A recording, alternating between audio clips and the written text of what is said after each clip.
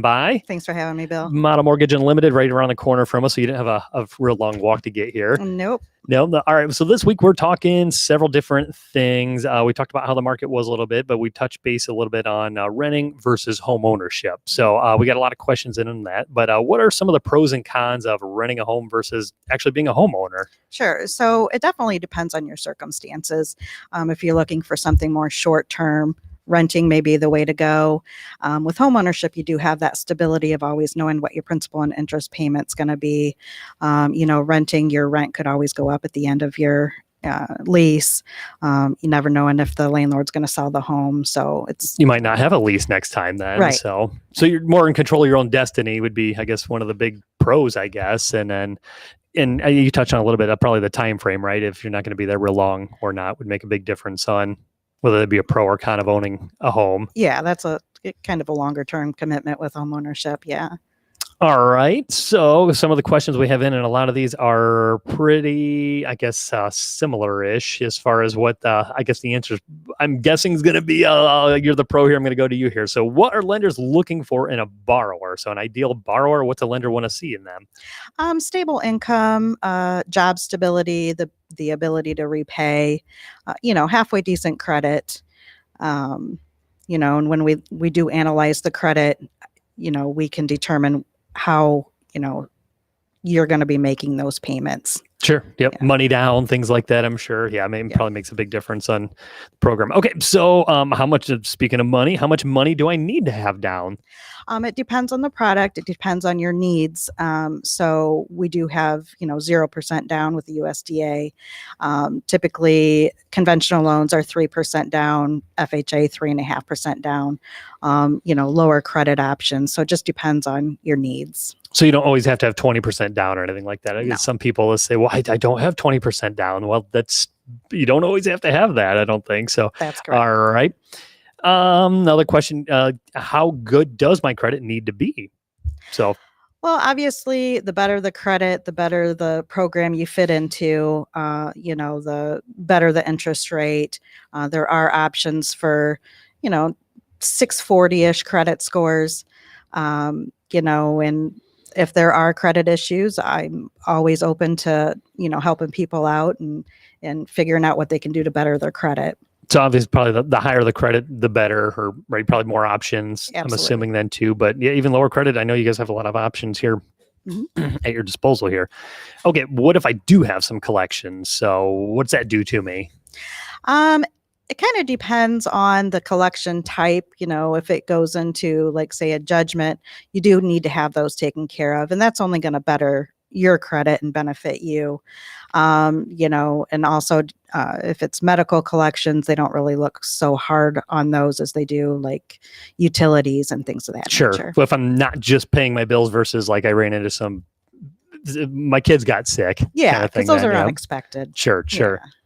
All right. Next question here. Do you have to pull my credit? Do you really have to pull it? If I'm going to borrow money, do you have to pull it? It's like a silly question, but so if we're going to be pre-qualified, we do have the option to do a soft pull on your credit, which doesn't hit you as hard. A hard inquiry on that. Because we do get people that say they're worried about it. Well, we as agents would say, hey, we recommend you go get a pre-approval letter. Well, my credit, I think, is borderline. I don't want anybody to really pull my credit then. So you have that option then? Yeah, in that instance, we could do a soft pull. But, in order to get you pre-approved, we would do that hard pull, all three credit bureaus. Yeah. Okay. Do I need to sell, this isn't a renter, obviously, but do I need to sell my home to buy another home? Yeah, I go back to this a lot, but it depends. Sure. It depends on if you can swing both payments or not. If both payments fit in your debt to income ratios, then it's not necessary. Sure, to do that then. So I tell people all the time, let's say, I don't want you to own two homes and I don't want you to be homeless. So there's that kind of, the fine line, I guess, where you're going. Yeah. Okay. We kind of combined a couple of questions. I had several about escrows. So what are escrows and do I need them? Do I have to have an escrow in my payment? Escrows are when you include your taxes and insurance in your principal and interest payment. So it's all included. You don't have to have escrows. typically it's when you have 20% down, you have the option to not escrow. Sure. But for me personally, I'd rather escrow, because then that way it's just It's all just in that one payment then. Yep, you I'm the don't same even way. have I to think don't have about to it. worry about it then. Yep. So that's all. Okay. What documents are you going to need? Are you going to need my whole life, Mel? Are you going to need everything from me? What documents you need for a loan? Yeah, so typically it's income verification, pay stubs, W-2s. Depending on if it's a refi or a purchase, those documents are going to vary. Bank statements, Sure. things like that. And when we pull the credit, if we have other issues that come up, we're going to need verification on those things as well. Okay. All right. How long is another loaded question here for you? How long does it take to purchase or close on a loan then? Well, it could be anywhere from 2 weeks to 2 months. Just depends on if issues come up. Typically, refis can get closed faster because they already own the home. They already have their homeowner's insurance, things like that. So yeah, it just depends on the circumstances.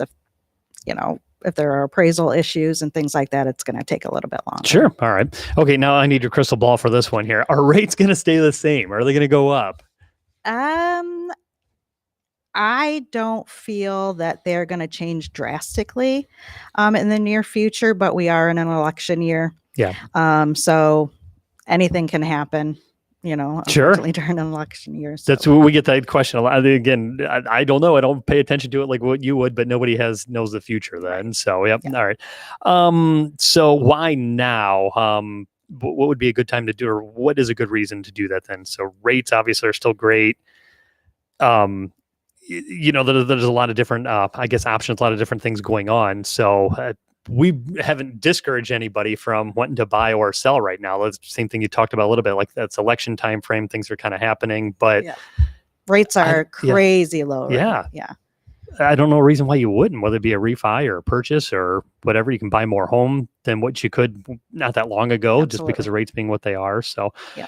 All right, cool. Well, we didn't have a whole lot. Let's see if we had anything else come in here. I would say we are live. You guys got any questions? We're going to kick them out here now. But tell us a little bit what you got going on here. How do we find you? I guess I got your web address right here. I'm going to put it up on the screen. Mortgagewithmel.com. Simple enough then. And I'll kind of show what that's going to look like. But tell us what you got going on. Where are you at? Got an open house coming up, I believe, right? Or ribbon cutting. Yep. Next Wednesday, the 4th at 5:00. We're doing the ribbon cutting and then the open house after. We're at 65 East Market Street, right around the corner here. Phone number to the office is 419-777-LOAN. Ooh, catchy. Nice. All right, and I pulled up your website so everybody should be able to see this then too. So you have, I talked about like NerdWallet. I love that page, but right on your page here, I see you have a mortgage calculator and they should be able to see it on screen then. But you got, should I refi my mortgage? Should I rent or buy a home? How much house can I afford? Comparing mortgage terms. So you got a lot of kind of different fancy tools and bells there. So there you go. Go to mortgagewithmel.com. Mel, thanks so much for coming in. Stop by, answering some questions. Let me see if we got anything else for you. Nope, they're going to let you off the hook easy. You're lucky here. So Thanks, Bill. All right. Well,